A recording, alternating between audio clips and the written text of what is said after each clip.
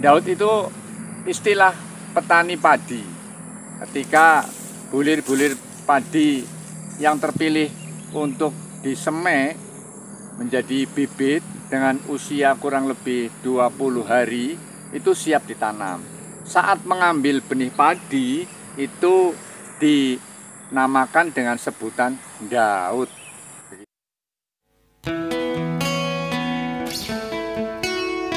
Setelah lahan siap ditanam, itu proses awalnya ya tinggal ngambil bibit.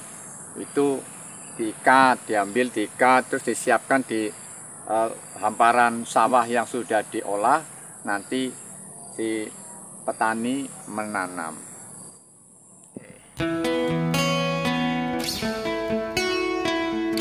Jadi antara tandur dengan Daud itu sangat dekat sekali. Ketika hujan Daud ya langsung tandur.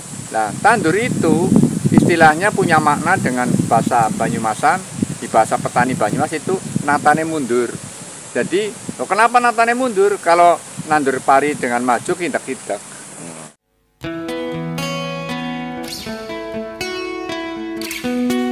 Petani adalah orang yang sangat dekat berjumpa rayu dengan alam dan tidak pernah melupakan pesan leluhurnya.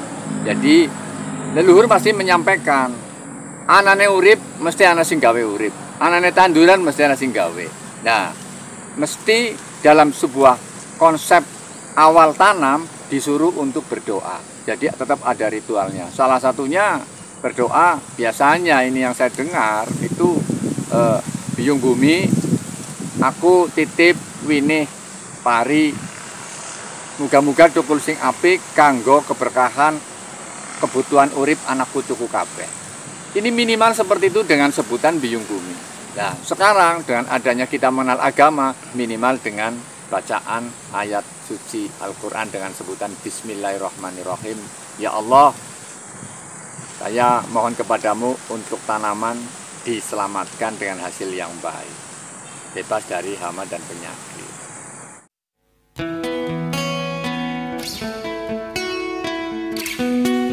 Sebenarnya itu saya membuat daya ganggu. Jadi kalimat Daud Beletan itu menanam padi di hamparan lumpur. Karena tanaman padi itu memang umumnya di tanah yang basah. Jadi lumpur itu dalam bahasa Banyumas, belet. Jadi saya buat Daud Beletan. Dan paling tidak saya memberikan pengetahuan ini pada anak cucu bahwa jangan sampai lupa pada asal usulnya bahasa Jawa Banyumasan. Jadi sing jenenge lumpur ya belet ini. Jadi Daud Beletan, sebuah pementasan.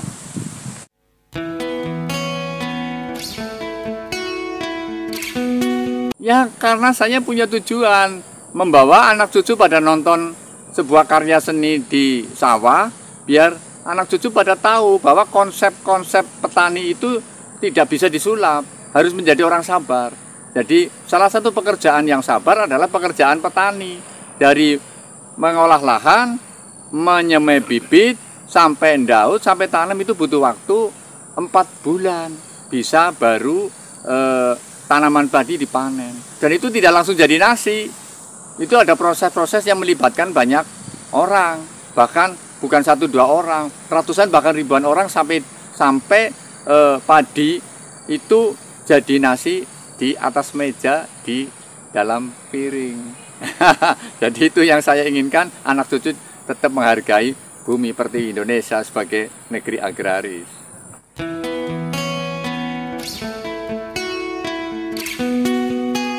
Di saat melibatkan banyak orang, ada salah satunya penari. Penari itu ada penari baik laki-laki, anak-anak maupun putri. Nah, itu menggambarkan di mana menyatunya sebuah kehidupan dunia, alam gaib, dan Dewi Sri itu ikut menari kegirangan karena buminya tetap hidup.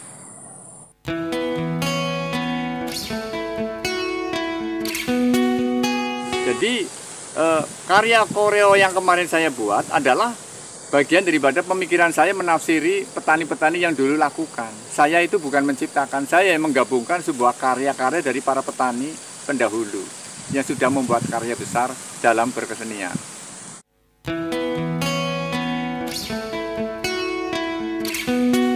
sebenarnya sebuah karya seni itu panggilan. Jadi ketika saya sudah mengawali, tinggal anak cucu saya tanggap atau tidak terhadap nilai-nilai kehidupan para petani. Karena petani juga seniman gitu. Jadi kegiatan seni di dalam kehidupan di Indonesia itu kebanyakan adalah karya petani. Tanpa disadari petani juga seniman besar. Kan bumi.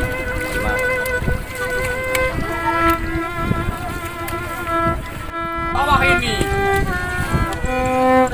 lahan sawah ini, hamparan bumi ini, ciptaan Tuhan.